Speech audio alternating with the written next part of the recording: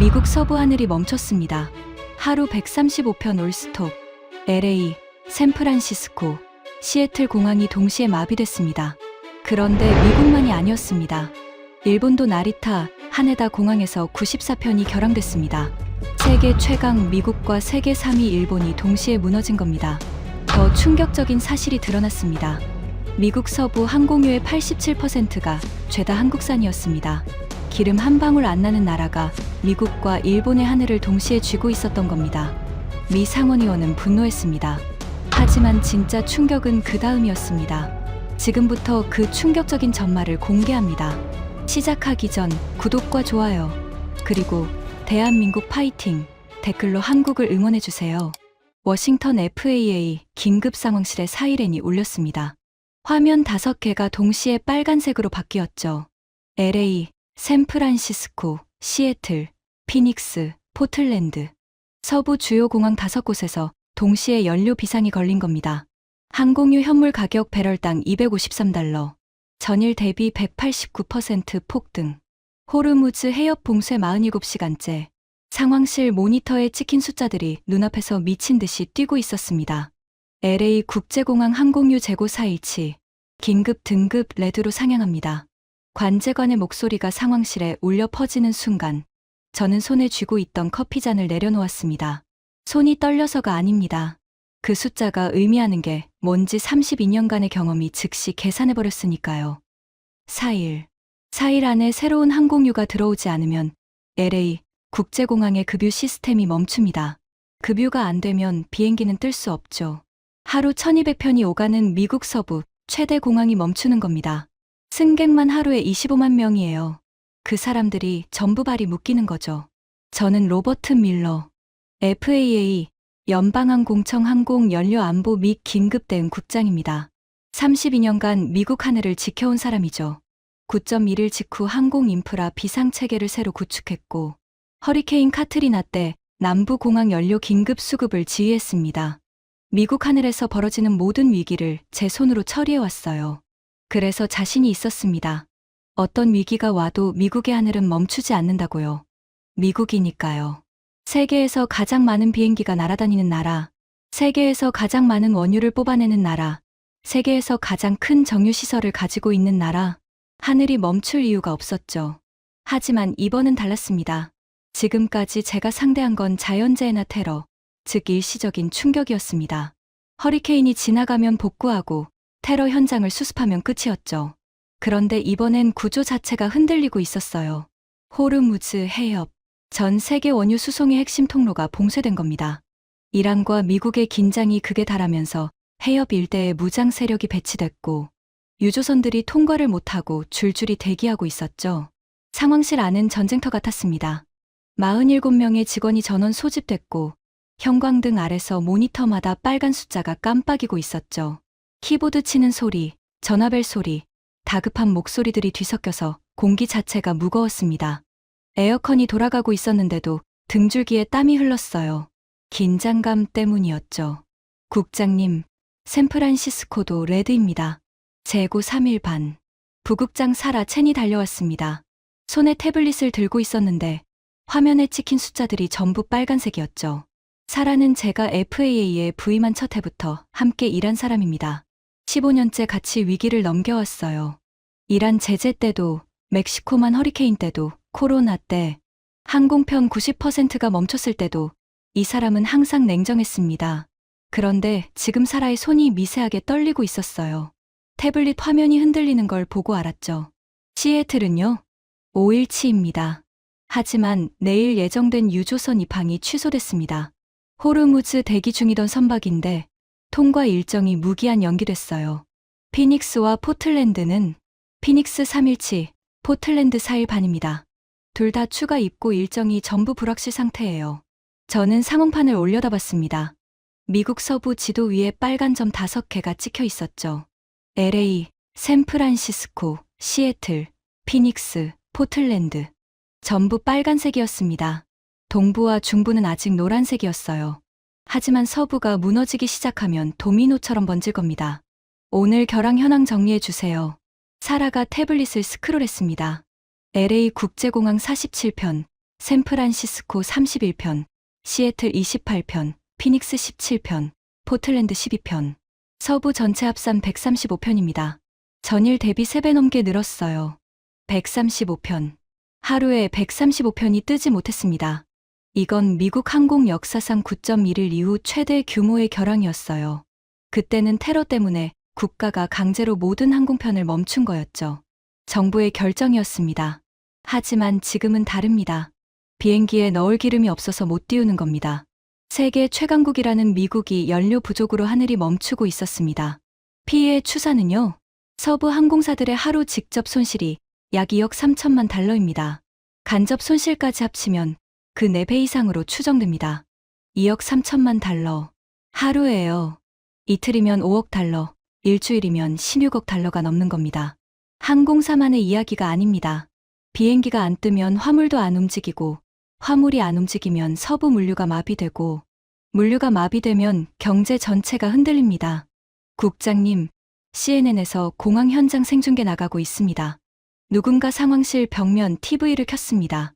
LA 국제공항 출발 로비가 화면에 잡혔죠. 사람들이 카운터 앞에 몰려 있었습니다. 전광판에는 빨간 글씨로 결항 안내가 줄줄이 뜨고 있었고, 캐리어를 끌고 우왕좌왕하는 승객들의 표정이 클로즈업 됐습니다. 어린아이를 아는 아버지가 멍하니 전광판을 올려다보고 있었어요. 한 여성이 카운터 직원에게 소리를 지르고 있었습니다. 제 딸 결혼식이 내일이에요. 뉴욕에 가야 한다고요. 직원이 고개를 숙이며 뭐라고 대답했지만 소용없었죠. 여성의 눈에서 눈물이 흘러내리는 게 화면에 잡혔습니다. 저는 TV에서 눈을 돌렸습니다. 가슴이 꽉 조이는 것 같았어요. 32년간 미국 하늘을 지켜왔다고 자부해 온 사람이 지금 국민들의 비행기 한 대 제대로 띄워주지 못하고 있으니까요. 하지만 그때까지만 해도 저는 확신이 있었습니다. 이건 일시적인 위기고 미국은 자체적으로 해결할 수 있다고요. 왜냐하면 미국은 세계 최대 산유국이니까요. 셰일 혁명 이후 미국은 사우디아라비아를 제치고 하루 1,300만 배럴을 생산하는 세계 1위 산유국이 됐습니다. 텍사스에만 세계에서 가장 큰 정유 단지가 밀집해 있고 루이지애나와 걸프 연안에도 초대형 정유 시설이 즐비하죠. 미국 본토에서 만들지 못하는 석유, 제품은 이 세상에 없다고 저는 진심으로 믿고 있었습니다. 그래서 첫 번째 지시를 내렸습니다. 텍사스 긴급 수급 라인 가동하세요. 걸프 연안 정유사들한테 서부 긴급 물량 요청 들어간다고 통보하고 수송 루트를 확보하십시오. 사라가 고개를 끄덕이고 전화기를 들었습니다. 저는 그 순간 안도했어요. 텍사스면 됩니다. 미국은 스스로 해결할 수 있는 나라니까요. 이 위기는 곧 끝날 겁니다. 하지만 진짜 악몽은 그 다음에 시작됐습니다. 텍사스 긴급 수급 라인을 가동한 지 2시간이 지났습니다. 저는 당연히 좋은 소식이 올 거라고 기대했죠. 텍사스는 세계 석유 산업의 심장이니까요. 휴스턴 한 도시에만 세계 최대 에너지 기업 본사가 20곳 넘게 몰려 있습니다.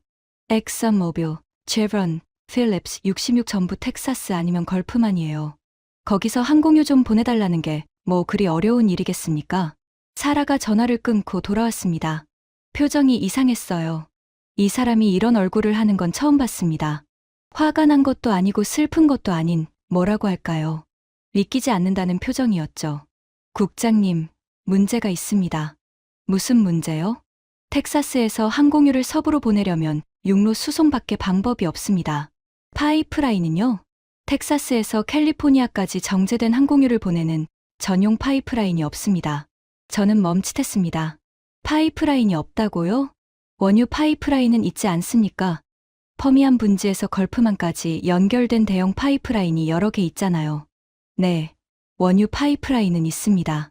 하지만 그건 원유를 동쪽으로 보내는 겁니다. 서쪽으로 정제된 석유, 제품을 보내는 전용 파이프라인은 존재하지 않아요. 1970년대에 캘리포니아 환경 규제가 강화되면서 서부행 파이프라인 건설이 사실상 불가능해졌습니다. 그럼 어떻게 보냅니까?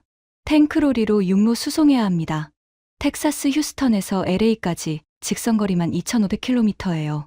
탱크로리가 쉬지 않고 달려도 편도 최소 사흘, 물류 정비 시간 포함하면 12일 소요됩니다. 12일. 그 숫자가 머리를 때렸습니다. 지금 재고가 4일치인데 텍사스에서 가져오려면 12일이 걸린다고요? 8일이나 비는 겁니다. 그 8일 동안 서부의 공항들은 어떻게 합니까? 비행기를 세워두고 승객한테 기다리라고 합니까? 해상 수송은요? 걸프만에서 파나마 운하를 거쳐 LA 항구까지 최소 18일에서 22일입니다. 파나마 운하 통과 대기 시간까지 포함하면 더 걸릴 수 있어요. 더 안 됐습니다. 저는 자리에서 일어났습니다. 상황실 안을 걸어 다녔죠. 32년간 한 번도 해보지 않은 행동이었습니다. 저는 원래 앉아서 판단하는 사람이에요. 걸어 다닌다는 건 머리가 정리가 안 된다는 뜻이죠.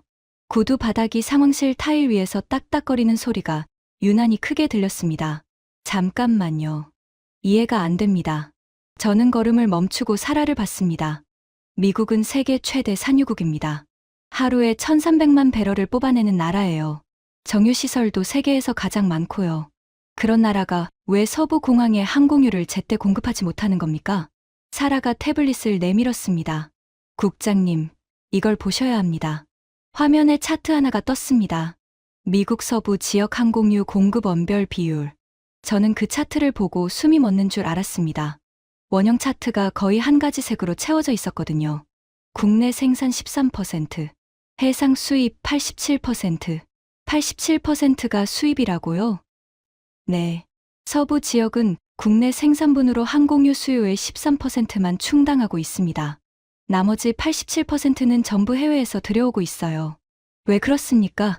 캘리포니아에도 정유소가 있지 않습니까? 있었습니다.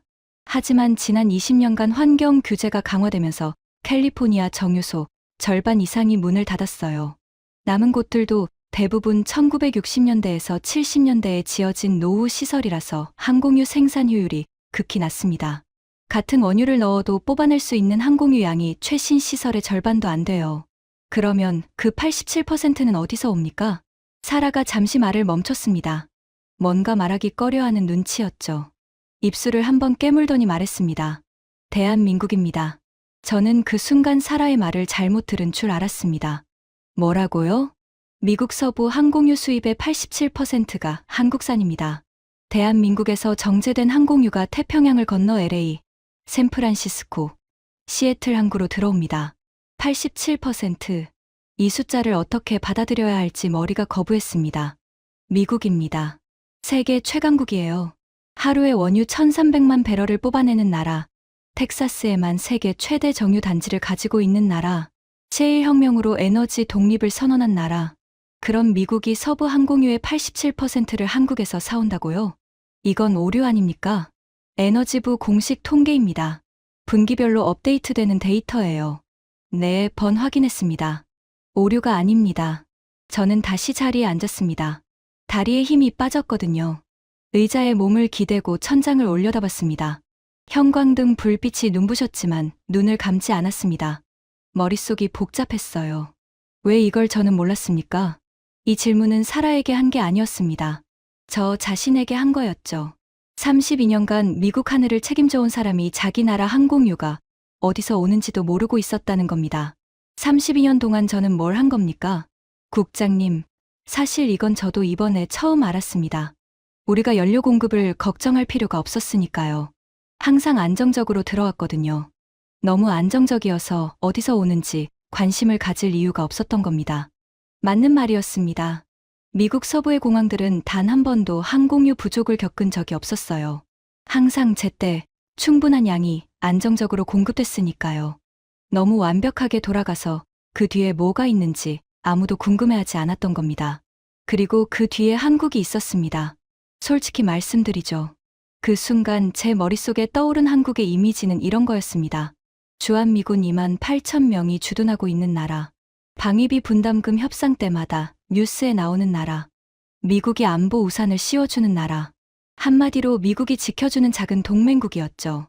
에너지 분야에서 한국을 진지하게 생각해 본 적은 단 한 번도 없었습니다. 한국에 원유가 나옵니까? 안 나오. 한국이 산유국입니까? 아니죠. 한국이 에너지 회의에서 목소리를 낸 적이 있으니까.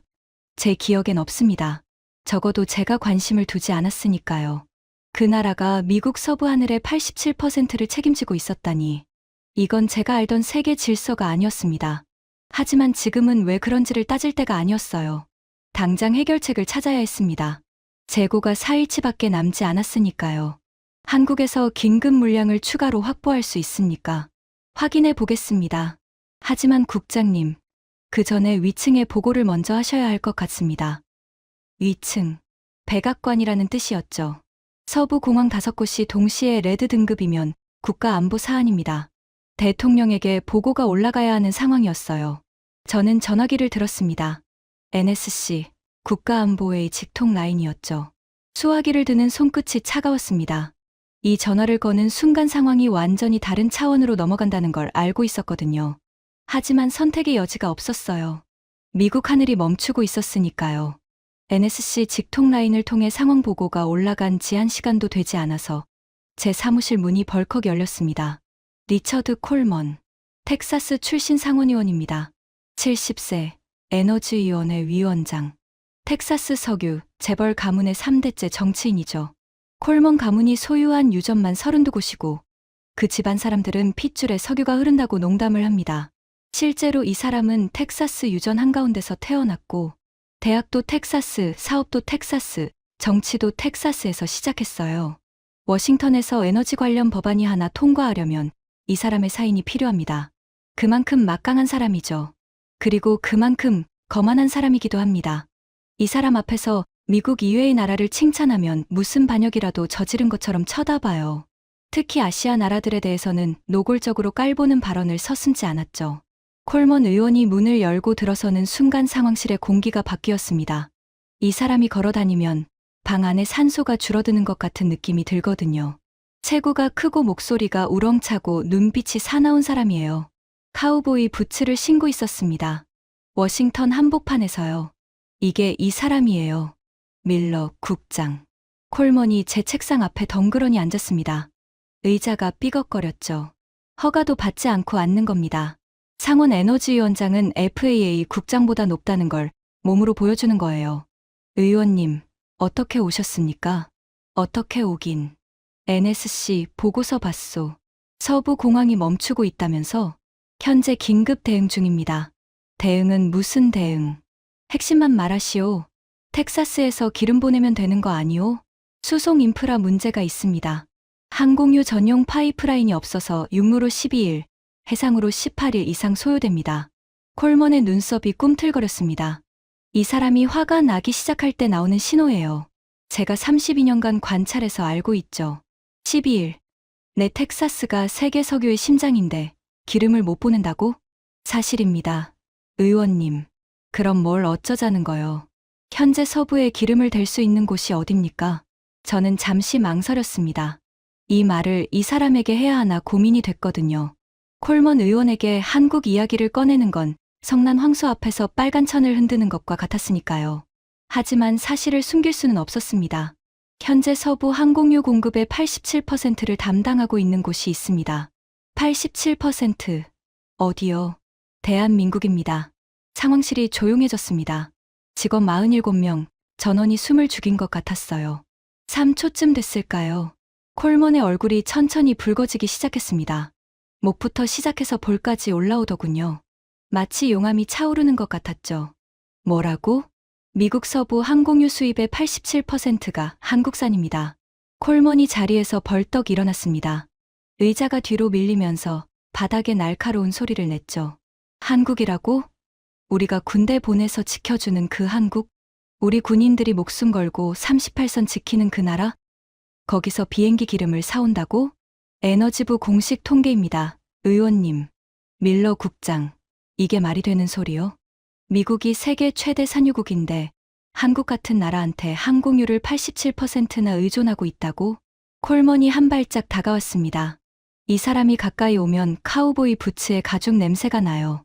키가 190에 가까운 사람이 눈을 부릅뜨고 내려다보면 웬만한 사람은 기가 죽습니다. 저도 솔직히 편하지 않았죠. 텍사스 유전 하나가 한국 전체보다 기름이 많소. 그런 나라한테 우리가 87%를 의존한다. 이건 국가적 수치요. 당신들이 무능해서 생긴 일이오. 저는 침묵했습니다.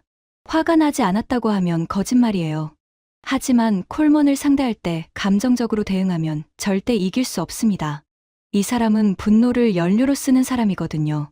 상대가 화를 내면 오히려 더 강해지죠. 의원님, 지금은 원인을 따질 때가 아닙니다. 해결책을 찾아야 합니다. 해결책, 간단하지. 텍사스 정유사들 긴급 가동해서 물량 맞추면 되는 거요. 미국은 뭐든 만들 수 있는 나라 아니오?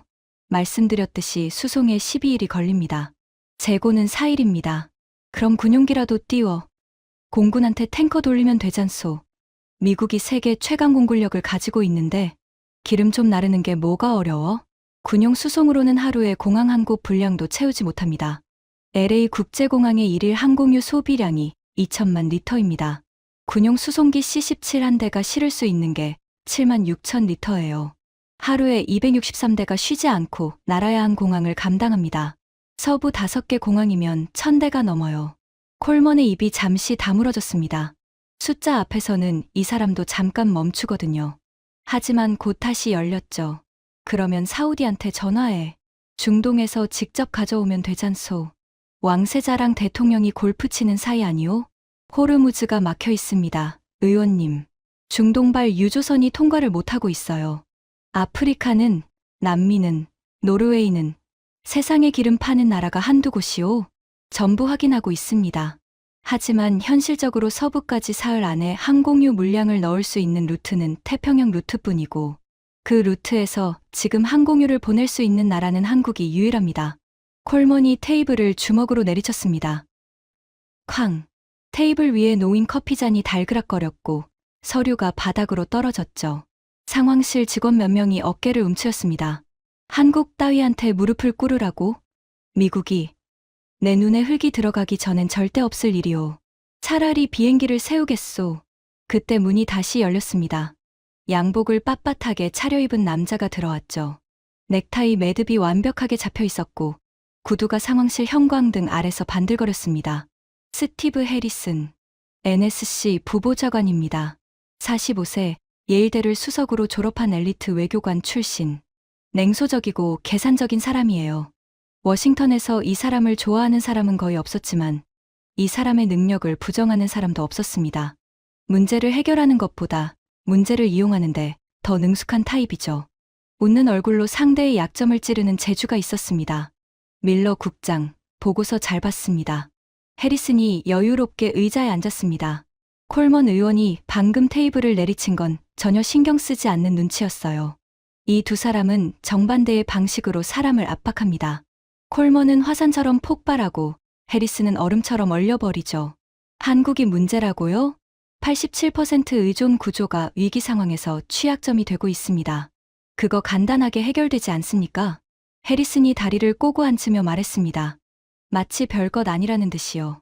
입꼬리가 살짝 올라가 있었습니다. 한국한테 전화 한 통 하면 되지 않습니까? 우리가 전자권 쥐고 있는 나라예요. 주한미군 2만 8천 명이 주둔하고 있고요. 방위비 분담금도 우리가 올려달라고 하면 올려주는 나라잖습니까? 한국이 미국한테 싫다고 할 수 있겠습니까? 콜먼이 해리슨을 보며 고개를 끄덕였습니다. 처음으로 이 두 사람이 같은 편이 된 거예요. 이 친구 말이 맞소. 한국한테 지시하면 되는 거지. 왜 요청을 하고 있소? 국장, 당신이 너무 겁이 많은 게 문제요. 저는 두 사람을 번갈아 봤습니다.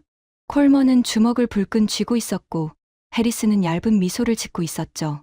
한 명은 분노로, 한 명은 냉소로 같은 말을 하고 있었습니다. 한국 따위, 시키면 되는 나라, 전화 한 통이면 끝. 저는 그 순간 반박하지 않았습니다. 솔직히 말하면 저도 비슷한 생각을 하고 있었거든요. 미국이 말하면 한국은 따르는 게 당연하다고. 동맹이니까.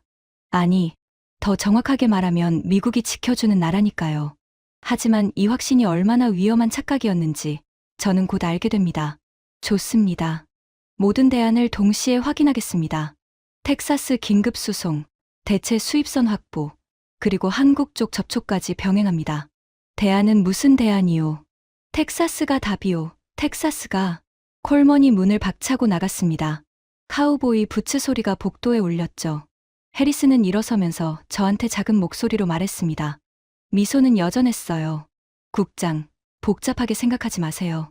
한국한테 연락하세요. 그리고 지시하세요. 끝입니다. 한국은 그런 나라예요. 해리슨도 나갔습니다. 향수 냄새가 잠시 남았다가 사라졌죠. 상황실이 다시 조용해졌습니다. 직원들이 슬금슬금 제 얼굴을 쳐다보고 있었어요.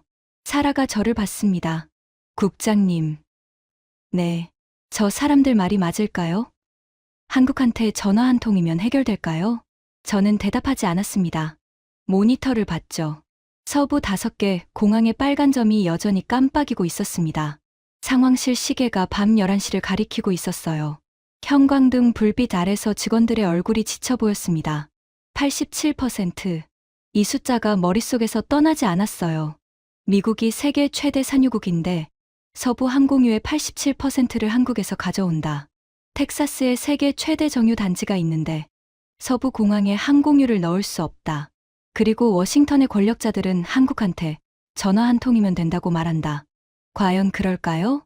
저는 그날 밤 사무실에서 나가지 못했습니다. 소파에 누워서 천장을 봤지만 잠은 오지 않았죠. 콜먼의 분노의 참 목소리와 해리슨의 냉소적인 미소가 번갈아 떠올랐습니다. 그리고 그 두 사람 사이에서 반짝이던 숫자 하나. 87%. 다음 날부터 제가 마주하게 될 현실은 콜먼도, 해리슨도, 그리고 저 자신도 상상하지 못한 것이었습니다.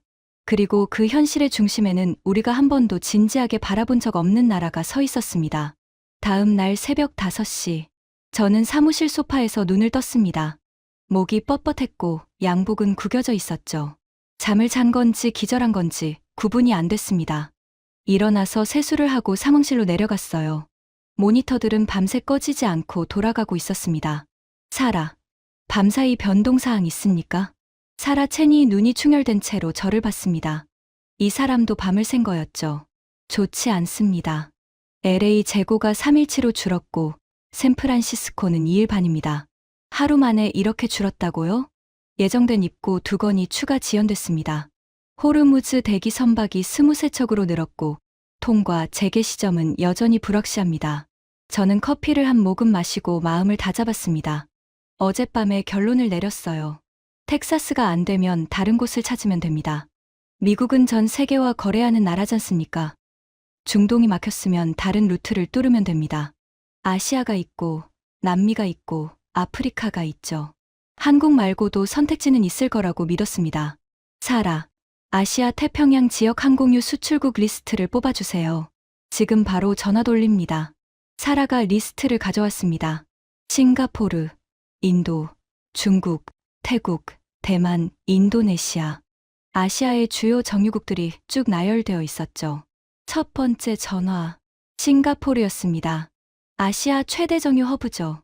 쉘, 엑슨모빌이 대규모 정유 시설을 운영하고 있는 곳이에요. 여기라면 물량이 있을 거라고 생각했습니다. 밀러 국장님, 상황은 이해합니다. 하지만 솔직히 말씀드리면 저희도 물량이 없습니다. 싱가포르가 아시아 최대 허브인데 물량이 없다고요? 싱가포르 정부가 자국 재고 확보를 우선하라는 지침을 내렸습니다. 수출 물량을 전량 국내로 돌리라는 명령이에요. 예외 없습니다. 첫 번째 문이 닫혔습니다. 두 번째, 인도. 세계에서 세 번째로 큰 원유 수입국이고 정유 능력도 상당한 나라죠. 릴라이언스 인더스트리즈가 운영하는 잠나가르 정유소는 세계 최대 규모입니다. 밀러 국장님, 죄송합니다. 인도 정부가 어제부로 석유 제품 수출을 전면 제한했습니다. 국내 항공 운영 유지가 우선입니다. 두 번째 문도 닫혔습니다. 세 번째, 중국. 세계 2위 경제 대국이고 정유 능력은 미국 다음입니다. 시노펙, 페트로차이나 같은 초대형 국영 정유사가 있죠. 물량이 없을 리 없었습니다. 수출 전면 중단입니다. 중국, 국내 수요 확보가 절대적 우선입니다. 미국뿐 아니라 어느 나라에도 보낼 물량이 없습니다. 세 번째 문. 쾅. 태국. 어제부로 항공유 수출 전면 중단했습니다. 네 번째. 쾅. 대만. 자국 물량 확보도 빠듯합니다. 도와드리고 싶지만 불가능합니다. 다섯 번째. 쾅. 인도네시아. 정부 방침상 수출이 금지됐습니다. 여섯 번째. 쾅. 전화를 끊을 때마다 선택지가 하나씩 사라졌습니다. 1시간 반 만에 아시아 6개국을 전부 돌렸는데 답은 한결같았어요. 자국 우선, 수출 중단, 물량 없음. 사라. 네. 남미는요? 브라질 페트로브라스가 있지 않습니까? 확인해 보겠습니다. 10분 뒤 사라가 돌아왔습니다. 브라질도 안 됩니다. 남미 전역에 자국 보호 조치가 발동됐어요. 아르헨티나, 콜롬비아도 같은 상황입니다. 아프리카는 나이지리아, 앙골라 접촉했습니다. 항공유 정제 능력 자체가 부족해서 수출할 물량이 없다는 답변입니다. 유럽은 네덜란드 로테르담 정유 허브에 확인했습니다. 유럽 자체도 항공유 수급이 타이트해서 역의 수출은 불가하다고 합니다. 저는 모니터 앞에 앉아서 한참을 가만히 있었습니다. 2시간 만에 세 대륙, 12나라에 전화를 돌렸습니다. 12개의 문을 두드렸고 12개의 문이 전부 닫혔습니다. 그런데 이상한 게 있었어요. 전화를 걸 때마다 상대방이 공통적으로 하는 말이 있었거든요. 한국은 확인해 보셨습니까? 싱가포르가 그랬고, 인도가 그랬고, 대만도 그랬습니다. 세 나라가 각각 따로 같은 말을 한 겁니다. 마치 정답을 이미 알고 있는데 제가 엉뚱한 곳만 찾아다니고 있다는 듯이요. 저는 모니터에 글로벌 항공유 공급 현황을 띄웠습니다. 각국의 상태가 색깔로 표시되어 있었죠. 빨간색, 빨간색, 빨간색. 전 세계가 빨간색이었습니다. 딱 한 나라만 빼고요. 초록색, 대한민국. 공급 안정, 수출 유지, 재고 충분. 저는 그 초록색 점을 한참 바라봤습니다. 전 세계가 무너지는 가운데 유일하게 빛나고 있는 점이었어요. 그때 상황실 직통 전화가 울렸습니다. 국제 라인이었죠. 밀러 국장님, 일본 국토교통성 항공국장 미야자키입니다. 일본에서 전화가 온 겁니다. 목소리가 다급했어요. 평소 일본 관료들은 아무리 급해도 예의 바르게 말하는 편인데 이 사람의 목소리에는 그런 여유가 전혀 없었습니다. 미야자키 국장님, 무슨 일입니까? 단도직입적으로 말씀드리겠습니다. 일본의 항공유 재고가 바닥입니다. 일본도요? 나리타, 하네다, 간사이 세 공항 합산 재고가 이틀치입니다. 오늘 하루에만 94편이 결항됐습니다. 국제항공운송협회에서 일본 입항 항공편에 대해 왕복 연료를 싣고 출발하라는 권고까지 나왔습니다. 왕복 연료를 싣고 오라. 이게 무슨 뜻인지 아십니까? 일본에 도착해도 급유를 기대하지 말라는 겁니다. 일본 공항에서 연료를 넣을 수 없으니 돌아갈 기름까지 미리 가지고 오라는 뜻이에요. 세계 3위 경제 대국에 대한 국제적 불신 선언이나 다름없었죠. 혹시 미국 쪽에서 물량을 돌려줄 수 있는 가능성이 있겠습니까? 저는 쓴웃음이 나왔습니다. 일본이 미국에게 도움을 요청하고 있었어요. 하지만 우리도 같은 처지였죠. 미야자키 국장님, 솔직하게 말씀드리겠습니다. 미국 서부도 같은 상황입니다. 재고가 사흘치도 안 남았어요. 우리도 지금 물량을 찾고 있는 중입니다. 전화기 너머로 침묵이 흘렀습니다. 한참 뒤에 미야자키가 말했어요. 그러면 미국도 한국에 요청하실 겁니까? 또 한국이었습니다. 일본도 같은 답을 알고 있었던 겁니다. 일본은 한국과 접촉하셨습니까? 아직입니다. 하지만 곧 해야 할 것 같습니다. 다른 대안이 없으니까요. 전화를 끊고 저는 사라를 봤습니다. 일본도 무너지고 있군요. 국장님, 일본만이 아닙니다. 사라가 태블릿을 보여줬습니다. 유럽 대형 항공사 3곳이 도쿄 노선 운항 중단을 공식 발표했다는 뉴스였죠. 급유 불확실성 때문에 일본 노선을 끊고 있습니다. 대체 경유지로 인천을 지정한 항공사가 벌써 5곳이에요. 인천이요? 한국의 인천. 네. 호주 콴타스도 시드니발 항공유를 한국에서 긴급 수입하기로 했다는 속보가 방금 떴습니다. 저는 모니터를 다시 봤습니다. 글로벌 항공 노선 지도에서 일본을 향하던 선들이 하나 불식 방향을 틀고 있었어요. 도쿄 대신 인천으로, 오사카 대신 인천으로. 세 개의 항공 노선이 실시간으로 한국을 향해 움직이고 있었습니다. 그때 콜먼 의원이 다시 나타났습니다. 아침부터 또 온 거예요. 어제보다 얼굴이 더 붉었습니다. 밀러 국장, 사우디 왕세자 비서실에 연락했소? 아직입니다. 의원님. 왜? 중동이 답이라니까. 사우디가 세계 최대 산유국이잖소. 왕세자한테 전화 한 통이면 유조선 보내줄 거요. 호르무즈가 막혀 있다고 말씀드렸습니다. 호르무즈 말고 다른 루트가 있을 거 아니오. 사우디에서 홍해로 빼서 수에즈 운하 타면 되잖소. 저는 잠시 생각했습니다. 틀린 말은 아니었어요. 사우디 서해안 양부 항구에서 홍해로 나가면 호르무즈를 우회할 수는 있죠. 하지만 문제가 있었습니다. 의원님, 그 루트는 수에즈 운하를 거쳐 태평양까지 와야 합니다. 최소 35일에서 40일 소요됩니다. 지금 재고가 3일입니다. 콜먼의 얼굴이 일그러졌습니다.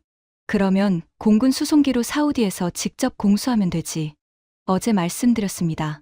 군용 수송으로는 서부 하루 소비량의 5%도 감당 못합니다. 콜먼이 이를 악물었습니다.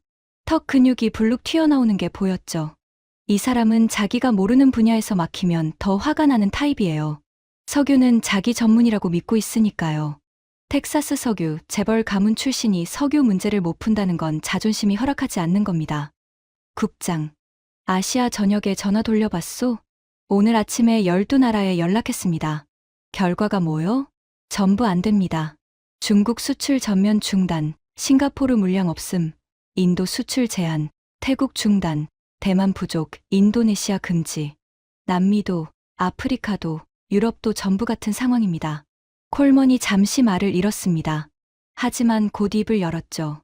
이 사람은 절대 침묵을 오래 유지하지 못하는 사람이니까요. 그러면 어쩌자는 거요? 대안이 뭐요?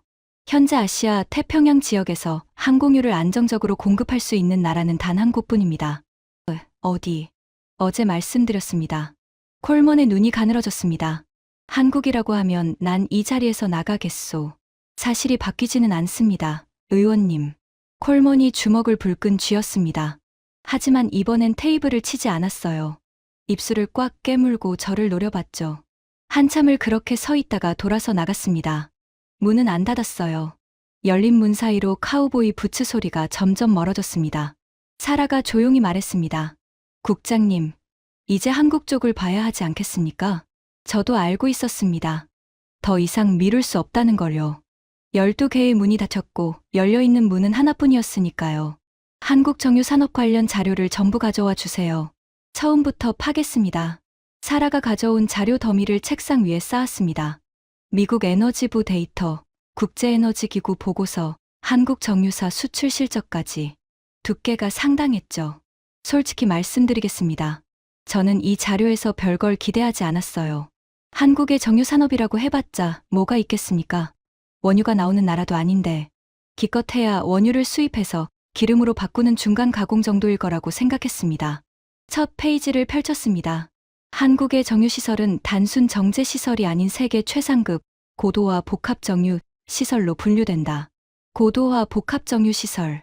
업계에서는 이걸 컴플렉스 리파이너리라고 부릅니다.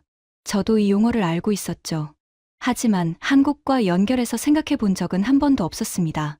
일반 정유시설은 원유를 넣으면 휘발유, 경유 같은 기본 제품이 나옵니다. 단순하죠. 하지만 고도화 복합정유시설은 차원이 다릅니다. 같은 원유를 넣어도 불순물을 극한까지 제거하고 더 비싸고 더 고급스러운 연료를 뽑아냅니다. 같은 배럴의 원유에서 얼마나 많은 고부가 가치 제품을 뽑아내느냐를 수율이라고 하는데 한국의 정유시설은 이 수율이 세계 최고 수준이라고 적혀 있었어요. 페이지를 넘겼습니다. 한국 정유사들의 시설 현황이 나오더군요. SK에너지 울산, GS칼텍스 여수, S오일 울산, 현대오일뱅크 대산, 한국 남해안과 서해안에 집중된 대규모 정유 단지들. 그 규모가 생각보다 훨씬 컸습니다. 하지만 저를 진짜 멈추게 한 건 그 다음 페이지였습니다. 항공유 부문. 항공유가 뭔지 제대로 아십니까? 그냥 비행기에 넣는 기름이라고 생각하시면 안 됩니다. 항공유는 등유를 기반으로 한 초고급 연료입니다. ZA1이라는 국제 규격을 따르죠.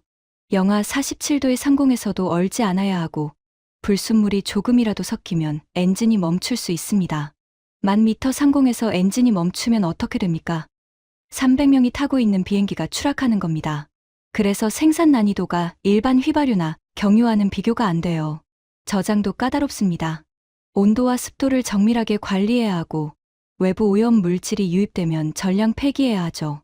아무 나라나 만들 수 있는 게 아닙니다. 원유를 가지고 있다고 되는 게 아니에요. 원유를 항공유로 바꾸는 기술이 있어야 합니다. 보고서에 따르면 한국은 항공유 수출 세계 1위였습니다. 저는 그 문장을 3번 읽었습니다. 원유가 한 방울도 나지 않는 나라가 항공유 수출 세계 1위. 수출 대상국이 90개국이 넘었습니다. 이건 뭡니까? 저는 혼잣말을 했습니다. 아무도 대답해 주지 않았죠. 사무실은 조용했고 보고서만 제 앞에 펼쳐져 있었습니다. 다음 섹션을 넘겼습니다. 한국 정유산업의 역사. 한국은 1970년대에 정유산업을 시작했습니다. 처음에는 단순 정제였죠. 하지만 1980년대부터 방향이 완전히 바뀌었어요. 이유가 뭐냐 하면 한국은 인구가 5천만 명입니다. 미국의 6분의 1이에요. 국내 시장만으로는 정유산업이 성장할 수 없었죠. 그래서 한국은 처음부터 수출을 목표로 정유산업을 설계한 겁니다. 이게 핵심이었습니다. 내수용과 수출용은 근본적으로 다릅니다. 내수용으로 만들면 자국 기준만 맞추면 돼요. 하지만 수출용으로 만들면 전 세계 기준을 동시에 맞춰야 하죠. 미국이 요구하는 품질, 유럽이 요구하는 환경 기준, 아시아 각국의 규격. 이 모든 걸 충족시켜야 수출이 됩니다. 한국은 그걸 수십 년에 걸쳐 해냈습니다. 그리고 한 가지 더. 지도를 펼쳐서 봤습니다. 중동에서 원유를 실은 유조선이 인도양을 지나 말라카 해협을 통과하면 한국에 도착합니다. 그리고 한국에서 정제된 항공유를 실은 탱커가 태평양을 건너면 미국 서부에 도착하죠. 중동, 한국, 미국 서부. 이 세 지점을 연결하면 거의 직선에 가까운 루트가 그려집니다. 한국은 원유를 가장 효율적으로 수입하고 정제한 뒤 가장 빠르게 수출할 수 있는 위치에 있었던 겁니다. 이건 기술이나 자본으로 해결할 수 있는 문제가 아닙니다. 지정학적 이점이에요. 세계 최상급 정유 기술, 수출 중심의 산업 구조, 물류 최적 위치, 이 세 가지가 결합된 겁니다. 우연이 아니었어요. 수십 년에 걸친 전략의 결과물이었습니다. 저는 보고서를 덮고 창밖을 봤습니다. 워싱턴의 하늘이 보였죠. 비행기가 지나가고 있었습니다. 아직은 동부라 괜찮았어요. 하지만 서부의 하늘은 지금 텅 비어가고 있었겠죠. 그런데 한국의 항공유는 지금 이 순간에도 태평양을 건너고 있었을 겁니다. 우리 서부 공항으로, 호주로, 동남아로 세 개의 비행기를 띄우면서요. 제가 한국을 뭐라고 생각했죠? 미국이 지켜주는 작은 동맹국, 에너지 분야에서는 관심밖의 나라, 원유도 안 나오는 나라. 그런데 그 나라가 세계의 하늘을 움직이고 있었습니다. 보고서를 다 읽고 나서 저는 결심했습니다. 한국에 공식 접촉해야 한다고요. 더 이상 미룰 수 없었습니다. 재고가 3일치도 안 남았으니까요. 사라에게 한국산업통상자원부 에너지자원실과의 긴급 채널을 확보하라고 지시했습니다. 외교 루트를 통해 공식 협조 요청을 보내는데 반나절이 걸렸죠. 한국 측 답변을 기다리는 동안 해리슨이 찾아왔습니다. 밀러 국장, 한국 쪽에 연락하셨다면서요? 공식 채널을 통해 긴급 협조 요청을 보냈습니다. 해리슨이 미소를 지었습니다. 그 얇은 미소. 제가 가장 싫어하는 표정이에요. 공식 채널이요? 그럴 필요까지 있었습니까? 제가 직접 하죠. 무슨 뜻입니까? 한국 외교부에 저희 쪽 라인이 있습니다. 제가 전화 한 통 하면 됩니다. 한국한테는 요청이 아니라 통보면 충분해요. 저는 해리슨을 봤습니다. 이 사람은 진심이었어요. 한국에 전화해서 항공유 보내라고 지시하면 한국이 예, 알겠습니다. 하고 따를 거라고 진지하게 믿고 있었습니다. 해리슨 부보좌관, 지금은 외교적 감수성이 필요한 상황입니다. 신중하게 접근해야 합니다. 감수성은 무슨 감수성입니까? 우리가 전자권 쥐고 있는 나라예요. 한국 군대의 전시 지휘권이 우리한테 있지 않습니까? 그런 나라한테 기름 좀 달라는 게 뭐가 그리 어렵습니까? 해리슨은 제 만류를 무시하고 전화기를 들었습니다. 한국 쪽 채널에 연결하더군요. 저는 옆에서 지켜볼 수밖에 없었죠. 해리슨이 통화를 시작했습니다. 처음에는 여유로운 톤이었어요. 네, 미국 NSC 부보좌관 해리슨입니다. 현재 미국 서부 공항의 항공유 상황이 긴급합니다. 한국 측에서 긴급 물량을 즉시 배정해 주시기 바랍니다. 잠시 침묵이 흘렀습니다. 상대방이 뭐라고 하는지 제 귀에는 안 들렸지만 해리슨의 표정이 조금씩 바뀌는 건 보였어요. 아, 그렇습니까? 그러면 우선순위를 조정해서 미국 물량을 먼저 배정해 주시면 됩니다. 또 침묵. 해리슨의 미소가 사라지기 시작했습니다. 잠깐만요. 그게 무슨 뜻입니까? 해리슨이 전화기를 귀에서 살짝 떼더니 저를 봤습니다. 처음으로 당황한 표정이었어요. 뭐래요? 국장님, 한국 측 답변이 예상과 다릅니다. 뭐라고 합니까? 해리슨이 전화기를 스피커로 전환했습니다. 한국 측 담당자의 목소리가 상황실에 울렸죠. 해리슨 부보좌관님, 상황을 설명드리겠습니다. 현재 한국산업통상자원부에는 전 세계 90개국 이상에서 항공유 긴급 공급 요청이 들어와 있습니다. 미국, 일본, 호주, 유럽 각국, 동남아 전역. 저희는 이 요청들을 공정하게 검토해서 순번대로 배분하고 있습니다. 해리슨의 얼굴이 굳었습니다. 순번이라고요? 잠깐요. 미국입니다. 한국의 최대 동맹국이에요. 순번이 아니라 우선순위가 있어야 하지 않겠습니까? 부보좌관님의 말씀은 이해합니다. 하지만 현재 90개국 이상이 같은 요청을 하고 있는 상황에서 특정 국가에 우선권을 주는 것은 국제적 신뢰 문제가 됩니다. 한국은 모든 요청국에 공정하고 투명하게 물량을 배분하고 있습니다. 해리슨이 목소리를 높였습니다. 공정이요? 한국이 누구 덕분에 안전하게 장사하고 있는 겁니까? 주한미군이 있어서 한국이 이 사업을 할 수 있는 거 아닙니까? 잠시 침묵이 흘렀습니다. 한국 측 담당자의 목소리가 차분하게 돌아왔죠. 부보좌관님, 한국의 정유산업은 50년에 걸쳐 구축된 독자적인 산업 역량입니다. 이 역량은 한미동맹과 별개의 영역이며 현재 글로벌 공급 위기에서 한국이 안정적 공급을 유지할 수 있는 것도 한국 정유사들의 기술력과 전략적 비축 덕분입니다. 미국의 협조 요청은 정식 채널을 통해 접수됐으며 순번에 따라 처리될 예정입니다. 전화가 끊겼습니다. 해리슨이 수화기를 내려놓았죠. 손에 힘이 들어가 있었습니다. 이 사람이 이렇게 당한 걸 저는 처음 봤어요. 예일대 수석 졸업의 워싱턴 최고의 엘리트가 전화 한 통으로 먹히지 않은 겁니다. 순번이래요. 미국한테 순번을 매긴다고요. 해리슨의 목소리가 떨리고 있었습니다. 분노인지 수치심인지 구분이 안 됐어요. 저는 솔직히 그 순간 복잡한 감정이 들었습니다. 한국이 미국한테 순번을 매겼다는 사실이 충격적이었지만 동시에 한국 측 논리가 틀리지 않았거든요. 90개국이 줄을 서고 있는데 미국만 특별 대우를 해달라는 건 국제사회에서 통하지 않는 요구였으니까요. 그때 콜먼이 또 나타났습니다. 해리슨이 당했다는 소식을 이미 듣고 온 모양이었어요. 순번, 감히 한국이 미국한테 줄을 서라고? 의원님, 한국은 90개국 이상의 요청을 동시에 처리하고 있습니다. 관심 없소. 한국이 지금 미국한테 갑질을 하고 있다는 게 중요한 거요. 콜먼이 상황실을 돌아다니며 소리를 질렀습니다. 알겠소. 한국이 그렇게 나오겠다? 좋아. 그러면 원유를 끊으면 되는 거 아니오? 한국은 원유가 안 나오는 나라잖소. 미국이 한국한테 원유를 못 가게 막으면 한국 정유소가 멈추는 거요. 그러면 자기네가 먼저 굽히겠지. 저는 그 말을 듣고 잠시 생각했습니다. 논리적으로 맞는 것 같았거든요. 한국은 원유 수입국이니까 원유를 끊으면 정유 산업이 멈추겠죠. 사라, 한국의 원유 수입 구조를 확인해 보세요. 사라가 5분 만에 데이터를 가져왔습니다. 그리고 콜먼의 아이디어는 그 자리에서 무너졌죠. 한국의 원유 수입처입니다. 중동이 가장 크지만 미국, 러시아, 아프리카, 중남미에서도 원유를 들여오고 있습니다. 수입선이 다변화되어 있어요.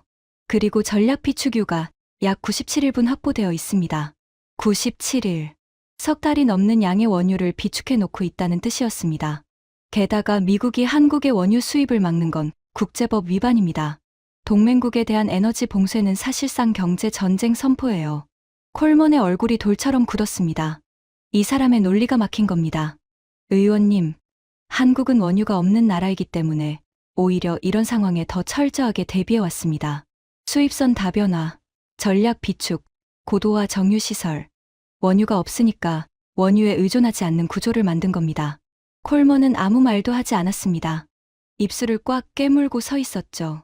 그리고 이번에도 아무 말 없이 돌아서 나갔습니다. 문도 안 닫고요. 해리슨도 자리에서 일어났습니다. 아까의 얇은 미소는 온데간데 없었어요. 한국이 그런 나라였습니까? 해리슨이 혼잣말처럼 중얼거렸습니다. 저는 대답하지 않았어요. 저도 같은 생각을 하고 있었으니까요. 그날 오후 상황은 더 명확해졌습니다. 사라가 추가 자료를 들고 왔거든요. 국장님, 이건 좀 보셔야 합니다. 제가 오전에 미군 태평양사령부 물류참모부에 확인 요청을 넣었는데 답변이 왔습니다. 무슨 내용인데요? 미군 태평양 기지의 항공유 공급 구조입니다. 사라가 서류를 내밀었습니다. 저는 그걸 받아들고 첫 줄을 읽었는데 손이 멈췄습니다. 이게 맞습니까? 3번 확인했습니다. 미군 태평양 지역 기지, 오키나와, 괌. 하와이를 포함한 태평양 전역의 미군 기지에서 사용하는 항공유의 상당량이 한국에서 조달되고 있었습니다. 미군입니다. 세계 최강 군대요. 그 군대의 전투기가, 수송기가, 공중급유기가 한국산 항공유로 날고 있었다는 겁니다. 이건 왜 저는 몰랐습니까? 같은 질문을 또 하고 있더군요. 어제도 했던 질문이에요. 왜 몰랐습니까? 답은 같았죠. 관심이 없었으니까요. 국장님, 한 가지 더 있습니다. 사라가 지도를 펼쳤습니다. 한국에서 출발한 항공유 탱커의 글로벌 운송 루트가 표시되어 있었죠. 울산과 여수에서 출발한 선박들이 태평양을 건너 미국 서부로, 남쪽으로는 호주와 동남아로, 북쪽으로는 일본으로 퍼져나가고 있었습니다. 한국을 중심으로 사방으로 뻗어나가는 선들. 마치 거미줄 같았어요. 한국이 중심에 있고 세계가 그 줄에 연결되어 있는 형태였습니다. 이건 단순한 수출이 아닙니다. 저는 혼잣말을 했습니다. 이건 인프라입니다. 한국이 수십 년에 걸쳐 구축한 글로벌 항공유 공급 인프라예요. 그때 머릿속에서 퍼즐이 맞춰지기 시작했습니다. 트럼프 대통령이 호르무즈에서 손을 떼겠다고 선언한 이유. 미국이 중동을 포기한 게 아니었어요. 호르무즈가 막혀도 미국의 하늘은 멈추지 않는다는 계산이 있었던 겁니다. 왜? 한국이 있으니까요. 한국의 항공유가 미국 서부를 지탱하고 있으니까. 호르무즈가 막혀도 한국이 어떻게든 항공유를 만들어서 보내줄 거라는 전제가 깔려 있었던 겁니다. 한국은 원유 수입선을 다변화해 놓았으니 호르무즈만 의존하는 게 아니거든요. 비축유도 97일분이 있고요. 미국이 호르무즈를 포기한 게 아니었습니다. 저는 사라를 봤습니다. 미국에게는 이미 한국이라는 보험이 있었던 겁니다. 직접 호르무즈를 지키는 것보다 한국이라는 공급원을 유지하는 게 더 효율적이라고 판단한 거예요. 사라의 눈이 커졌습니다. 그러면 호르무즈 철수 자체가 한국의 존재를 전제로 한 결정이었다는 뜻입니까? 확실하지는 않습니다. 하지만 미국이 서부 항공유의 87%를 한국에 의존하면서 아무 대책 없이 호르무즈를 포기했을 리는 없어요. 그 순간 저는 깨달았습니다. 지금까지 제가 가지고 있던 세계관이 완전히 뒤집혔어요. 미국이 한국을 지켜주는 줄 알았습니다. 주한미군이 있고 안보 우산이 있고 전자권을 쥐고 있으니까요. 콜먼 의원도 그렇게 말했죠. 우리가 군대 보내서 지켜주는 나라. 해리슨도 같은 맥락이었고요. 전자권 쥐고 있는 나라. 하지만 현실은 정반대였습니다. 한국에 항공유가 없으면 미국 서부의 비행기가 못 뜹니다. 미군 태평양 기지의 전투기도 한국산 항공유로 날고 있었어요. 호르무즈 철수 결정의 배경에도 한국이 있었고요. 보호자와 피보호자, 그 관계가 뒤집혀 있었던 겁니다. 적어도 에너지 분야에서는요. 미국이 한국을 지켜주는 게 아니라 한국이 미국의 하늘을 지켜주고 있었습니다. 저는 자리에서 일어나 창가로 갔습니다. 워싱턴의 오후 하늘이 보였죠. 비행기 한 대가 지나가고 있었습니다. 동부니까 아직 괜찮았어요. 하지만 3,000마일 넘어 서부의 하늘은 텅 비어 있었겠죠. 오늘도 135편 넘는 비행기가 뜨지 못했을 겁니다. 공항 로비에서는 승객들이 울고 있었을 거고, CNN은 계속 속보를 내보내고 있었겠죠. 그런데 한국의 항공유는 이 순간에도 태평양을 건너고 있었을 겁니다. 울산에서 출발한 탱커가 지금 어디쯤 와 있을까요? 미국의 비행기를, 호주의 비행기를, 동남아의 비행기를 띄우기 위해서요. 기름 한 방울 나지 않는 나라가 세계의 하늘을 움직이고 있었습니다. 저는 32년간 미국 하늘을 지켜왔다고 자부했습니다. 하지만 그 하늘의 진짜 수호자가 누구였는지 오늘에서야 알게 됐습니다. 사라가 조용히 다가왔습니다. 국장님, 한국산업부에서 답변이 왔습니다. 뭐라고 합니까? 미국의 긴급협조 요청을 검토 중이며 가용 물량 범위 내에서 최대한 협력하겠다고 합니다. 다만 현재 90개국 이상의 요청이 동시에 진행 중이라 배분 조율에 시간이 필요하다고요. 90개국. 한국이 지금 90개국의 항공유 공급을 조율하고 있다는 뜻이었습니다. 원유 한 방울 안 나는 나라가 전 세계 하늘의 교통정리를 하고 있는 거예요. 사라. 네. 우리는 한국을 완전히 잘못 보고 있었습니다. 사라가 고개를 끄덕였습니다. 저도 같은 생각입니다. 내일 아침 긴급 대책회의를 소집하겠습니다. 콜먼 의원도 해리슨도 전부 오라고 하세요. 이 사람들도 알아야 합니다. 한국이 어떤 나라인지를.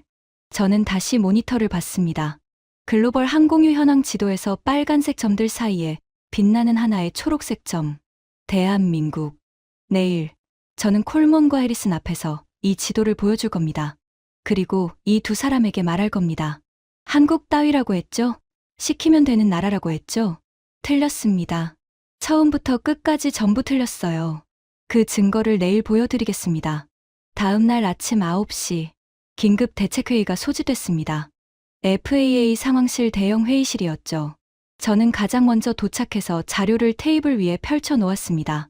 사라가 밤새 정리한 보고서, 제가 직접 분석한 글로벌 항공유 교역 지도, 그리고 한국 정유 산업 현황 데이터, 하나씩 다시 들여다봤습니다. 밤새 확인한 것들이었지만 아침 햇살 아래에서 다시 보니 또 다른 무게가 느껴지더군요. 사람들이 들어오기 시작했습니다.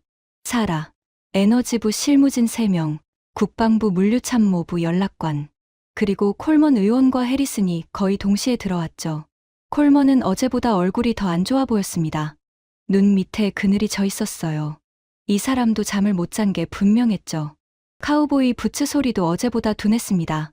해리슨은 여전히 양복을 빳빳하게 차려입고 있었지만 어제의 그 얇은 미소는 없었어요. 한국 측에 전화했다가 역관광 당한 게 아직 남아있는 모양이었죠. 현황부터 보고하겠습니다. 사라가 입을 열었습니다. 한국 산업부와 긴급 채널이 개통됐습니다. 한국 측이 미국 서부에 대한 긴급 물량 배정을 승인했습니다. 첫 번째 탱커가 울산에서 어제 오후 출항했고 태평양 항로로 LA 항해 72시간 후 도착 예정입니다. 72시간. 사흘이면 첫 물량이 들어온다는 뜻이었습니다. 재고가 이틀치도 안 남은 상황에서 아슬아슬한 타이밍이었지만 처음으로 숨통이 트이는 소식이었어요. 추가 물량은요? 한국 측이 울산과 여수 정유단지에서 항공유 생산량을 15% 증량하기로 했습니다. 미국뿐 아니라 일본, 호주, 동남아에도 동시에 물량을 배분하고 있어요. 현재 한국 정유 시설 가동률이 93%에서 97%로 올라갔다고 합니다. 97%요? 그게 가능합니까? 한국 정유사들이 정비 일정을 전부 연기하고 풀가동에 들어갔습니다. 저는 그 말을 듣고 잠시 생각에 잠겼습니다. 97% 가동률이라는 건 기계를 쉬지 않고 돌린다는 뜻이에요. 설비에 무리가 갈 수 있는 수준이죠. 한국 정유사들이 자국 리스크를 감수하면서 전 세계에 항공유를 공급하고 있었던 겁니다. 그때 제가 준비한 자료를 꺼냈습니다. 여기 계신 분들께 공유해야 할 사실들이 있습니다. 모두의 시선이 저에게 쏠렸습니다. 콜먼도 팔짱을 끼고 저를 봤죠. 먼저 숫자부터 말씀드리겠습니다. 미국 서부 항공유 수입의 87%가 한국산입니다.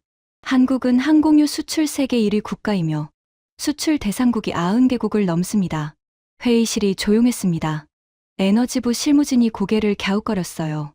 이 숫자를 처음 듣는 사람들이었죠. 한국은 원유가 한 방울도 나지 않는 나라입니다.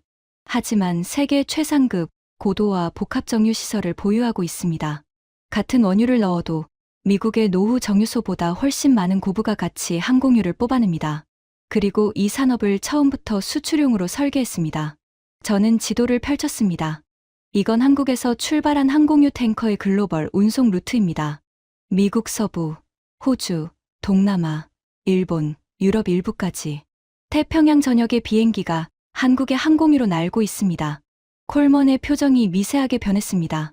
팔짱을 끼고 있던 자세가 조금 풀리더군요. 그리고 한 가지 더. 저는 국방부 물류참모부에서 받은 자료를 꺼냈습니다. 미군 태평양 기지의 항공유 상당량이 한국에서 조달되고 있습니다. 우리 공군 전투기가, 수송기가, 공중급유기가 한국산 항공유로 날고 있었습니다. 회의실이 술렁였습니다. 국방부 연락관이 고개를 끄덕였죠. 사실이라는 뜻이었습니다. 콜먼이 입을 열었습니다. 밀러 국장, 잠깐. 말씀하십시오. 그 숫자들이 전부 사실이오? 에너지부 공식 통계, 국방부 물류참모부 확인, 국제에너지기구 보고서입니다. 전부 검증된 데이터입니다. 콜먼이 테이블 위에 자료를 집어들었습니다. 천천히 넘기더군요. 이 사람이 자료를 이렇게 꼼꼼히 읽는 건 처음 봤습니다. 보통은 자기 말만 하고 남의 자료는 거들떠보지도 않는 사람이거든요. 1분쯤 지났을까요? 콜먼이 자료를 내려놓았습니다. 그리고 의자 등받이에 몸을 기댔죠. 천장을 올려다봤습니다. 한참을요. 회의실에 있는 모든 사람이 콜먼을 봤습니다. 아무도 말을 하지 않았어요. 이 사람이 뭘 할지 모두가 기다리고 있었죠. 콜먼이 천천히 고개를 내렸습니다. 저를 봤어요. 눈빛이 달랐습니다. 어제까지의 그 불같은 분노가 빠져 있었죠. 대신 뭐라고 할까요? 무거움이 있었습니다. 밀러 국장. 네, 의원님. 내가 틀렸소. 회의실이 얼어붙었습니다. 리처드 콜먼이 틀렸다고 말한 겁니다. 텍사스 석유, 재벌 가문의 3대째 정치인, 상원, 에너지위원장, 워싱턴에서 에너지하면 첫 손가락에 꼽히는 권력자가 공개 석상에서 자기가 틀렸다고 인정했어요. 한국 따위라고 했소. 무릎 꿇느니 비행기를 세우겠다고도 했지. 콜먼이 테이블 위에 지도를 손가락으로 짚었습니다. 한국에서 뻗어나가는 항공유 루트가 그려진 지도를요. 하지만 이 지도를 보니까 그게 얼마나 무지한 소리였는지 알겠소. 한국 따위가 아니었어. 한국이 없으면 우리 비행기가 못 뜨는 거였소. 저는 아무 말도 하지 않았습니다. 이 순간은 제가 말할 때가 아니었어요. 텍사스 유전이 한국보다 기름이 많다고 했소. 맞는 말이오. 하지만 기름이 많은 게 중요한 게 아니었소. 그 기름으로 뭘 만드느냐가 중요했던 거요. 우리는 원유만 쌓아놓고 있었고 한국은 그 원유를 세계에서 가장 비싼 것으로 바꾸고 있었소.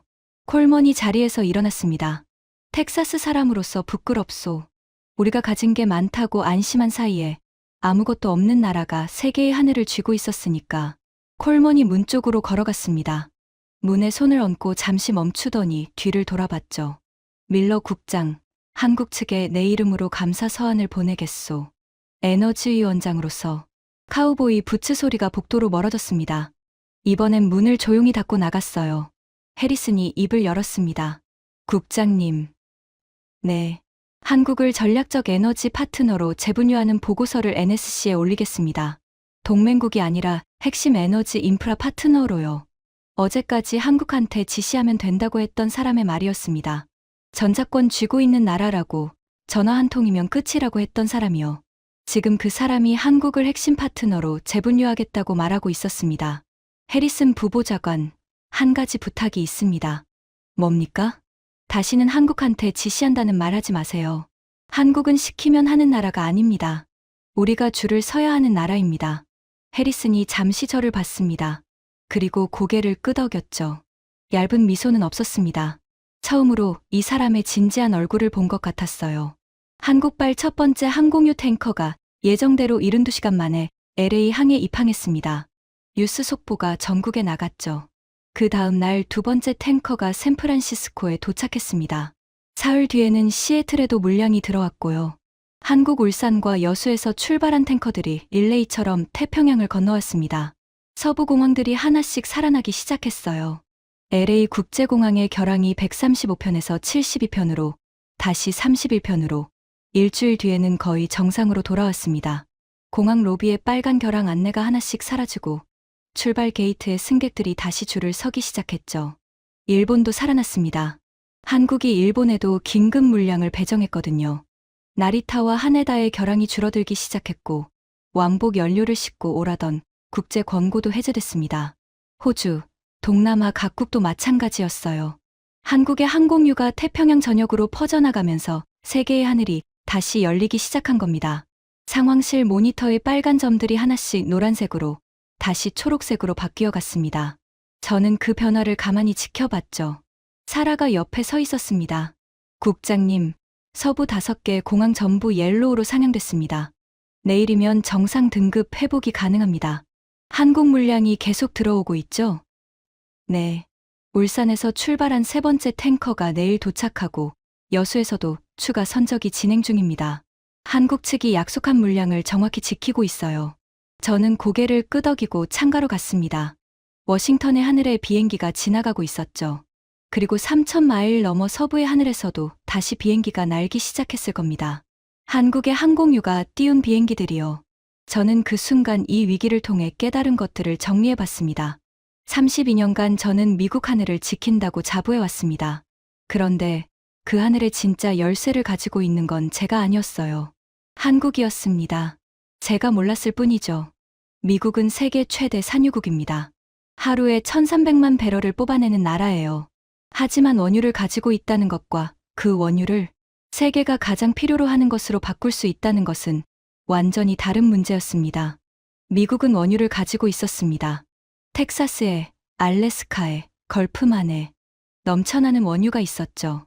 하지만 그걸 비행기를 띄우는 초고급 항공유로 바꾸는 일에서는 한국을 이기지 못했습니다. 한국은 원유가 없었습니다. 한 방울도 나지 않는 땅이었죠.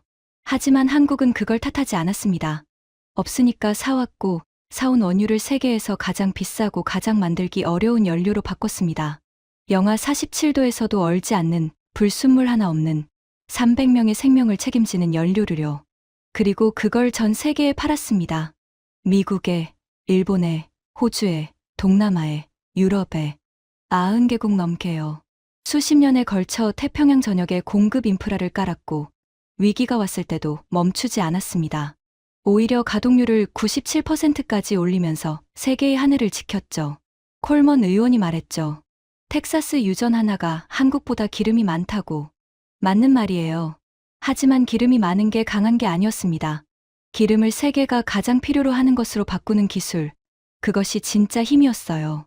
자원을 가진 나라가 강한 게 아니었습니다. 자원을 변환하는 기술을 가진 나라가 진짜 강국이었어요.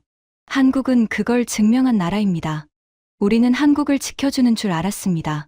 주한미군이 있고, 전자권이 있고, 안보 우산이 있으니까요. 콜먼 의원도 그렇게 말했고, 해리슨도 그렇게 믿었고, 솔직히 저도 마찬가지였습니다. 하지만 현실은 달랐습니다. 우리가 한국의 하늘을 지켜주고 있는 동안, 한국은 우리의 하늘을 지켜주고 있었습니다. 서로가 서로를 지탱하고 있었던 거예요. 한쪽이 보호하고 한쪽이 보호받는 관계가 아니라 둘 다 상대방 없이는 하늘이 멈추는 관계였습니다. 이 위기가 끝나고 저는 한 가지를 결심했습니다. 다시는 어떤 나라도 크기나 자원의 유무만으로 판단하지 않겠다고요. 한국은 작은 나라입니다. 미국 캘리포니아 주 하나보다 작은 땅이에요. 원유도 없고 천연가스도 부족합니다. 하지만 그 작은 나라가 세계의 하늘을 움직이고 있었습니다. 없었기 때문에 만들었고, 불안했기 때문에 대비했고, 작았기 때문에 더 정교해진 겁니다. 32년간 미국 하늘을 지켜왔다고 자부한 사람으로서 말씀드립니다. 미국의 하늘은 미국 혼자 지킨 게 아니었습니다. 태평양 건너편에서 기름 한 방울 안 나는 땅의 사람들이 밤낮 없이 정유시설을 돌리며 만들어낸 항공유가 우리의 비행기를 띄우고 있었어요. 대한민국. 저는 그 나라의 이름을 가만히 되뇌었습니다. 32년 동안 한 번도 진지하게 생각해 본 적 없는 이름이었죠. 하지만 이제는 압니다. 이 이름 없이는 미국의 하늘도, 일본의 하늘도, 호주의 하늘도, 세계의 하늘도 열리지 않는다는 거려. 며칠 뒤 사무실에서 뉴스를 보고 있었습니다. CNN이 이번 항공유 위기를 특집으로 다루고 있었죠. 앵커가 전문가를 인터뷰하고 있었는데 화면 하단에 자막이 흘렀습니다. 한국, 글로벌 항공유 위기의 구원 투수. 전 세계 90개국의 긴급 공급. 저는 그 자막을 보며 웃었습니다. 구원 투수라. 맞는 표현이었어요. 하지만 제가 보기에 한국은 구원 투수가 아니었습니다. 원래 선발 투수였어요. 처음부터 경기를 이끌고 있었는데 우리가 몰랐을 뿐이죠. 창밖으로 비행기 한 대가 지나갔습니다. 워싱턴의 맑은 하늘을 가르며 날아가고 있었죠. 저는 그 비행기를 바라보며 생각했습니다. 저 비행기 안에 있는 연료의 상당 부분이 태평양 건너편에서 왔을 겁니다. 한국의 울산이나 여수에서 정제된 항공유가 탱커에 실려 바다를 건너고 파이프라인을 타고 공항까지 와서 지금 저 비행기의 날개 밑에 들어가 있을 겁니다. 기름 한 방울 나지 않는 땅에서 만들어진 연료가 세계에서 가장 많은 비행기가 날아다니는 나라의 하늘을 떠받치고 있었습니다. 이것이 대한민국이라는 나라였습니다. 아무것도 없는 곳에서 시작해 세계가 가장 필요로 하는 것을 만들어낸 나라. 자원이 없었기 때문에 자원보다 더 강한 것을 가지게 된 나라. 그리고 위기의 순간에 세계의 하늘을 지켜낸 나라. 저는 32년간 미국 하늘을 지켰습니다. 하지만 진짜 하늘의 열쇠는 제가 아니라 그 나라가 쥐고 있었어요. 이제는 압니다. 그리고 이제는 세계도 알게 됐습니다. 오늘의 사연은 여기까지입니다. 기름 한 방울 나지 않는 나라가 세계의 하늘을 움직이고 있다는 사실. 우리 모두가 자랑스러워해도 되지 않겠습니까? 이 이야기가 뿌듯하셨다면 주변 분들께도 널리 공유해주세요. 구독과 좋아요는 영상 제작에 큰 힘이 됩니다. 지금까지 감동테라였습니다. 오늘도 구독자님들의 가정에 건강과 행복이 가득하시길 바랍니다. 감사합니다.